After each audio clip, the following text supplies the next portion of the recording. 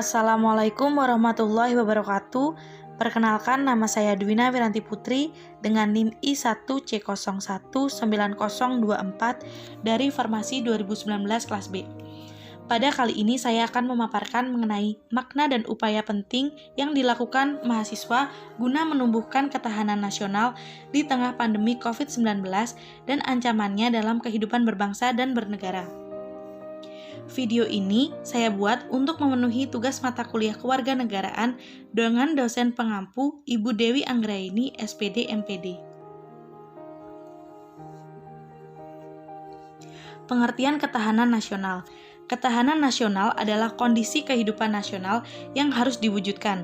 Kondisi kehidupan tersebut dibina secara dini, terus-menerus, dan sinergik mulai dari pribadi, keluarga, lingkungan, daerah, dan nasional yang bermodalkan keuletan dan ketangguhan yang mengandung kemampuan mengembangkan kekuatan nasional.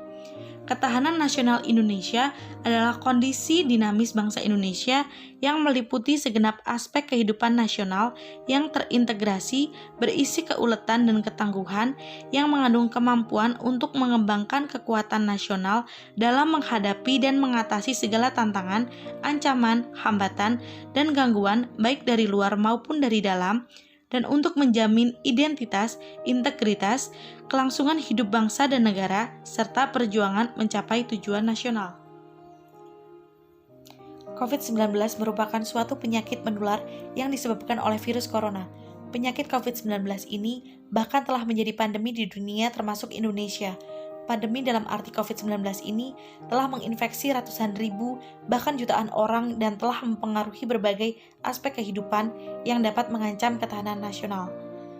Pada aspek kesehatan contohnya, COVID-19 telah memakan banyak korban jiwa, dan pada aspek ekonomi, perekonomian di Indonesia terus menurun akibat adanya pandemi COVID-19. Ancaman di tengah pandemi COVID-19 yaitu ada pada bidang ideologi, ekonomi, politik, sosial budaya, dan pertahanan dan keamanan.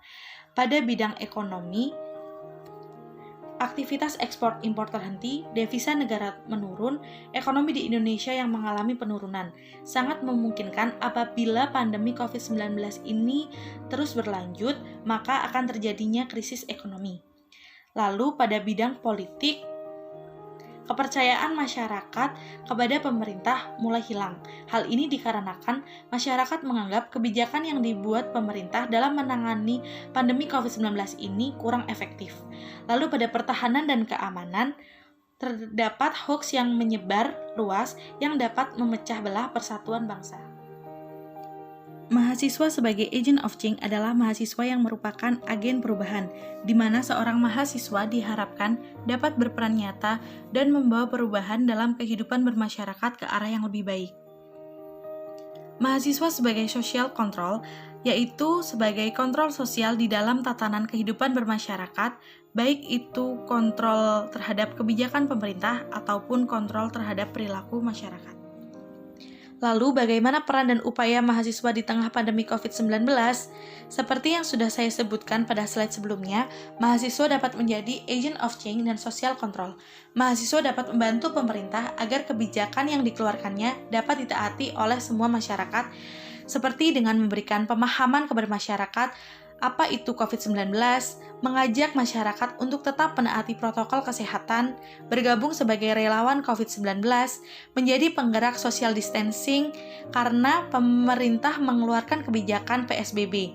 Dimulai dari diri sendiri, kita harus menerapkan social distancing, lalu menjadi penggerak social distancing bagi orang lain.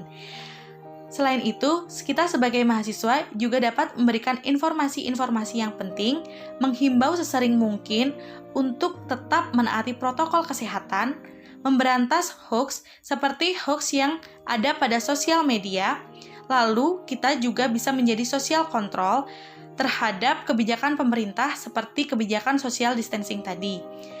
Selain itu, karena kebijakan pemerintah juga menerapkan sekolah dari rumah, yaitu proses belajar mengajar dari rumah, kita dapat mengajak anak-anak di lingkungan kita untuk belajar bersama, untuk membantu mereka saat menjalani sekolah dari rumah. Tentunya dilakukan dengan menerapkan protokol kesehatan. Selain itu, Kita juga dapat membuka donasi ataupun bantuan untuk diberikan kepada masyarakat yang terdampak akibat pandemi COVID-19. Dalam menyikapi pandemi COVID-19 dapat dilakukan bersama secara gotong royong yang dimulai dari diri sendiri, sehingga pandemi COVID-19 dapat diatasi dengan adanya kesadaran dan rasa solidaritas yang tinggi sesama warga negara. Sekian presentasi dari saya. Apabila ada kesalahan, saya mohon maaf. Wassalamualaikum warahmatullahi wabarakatuh.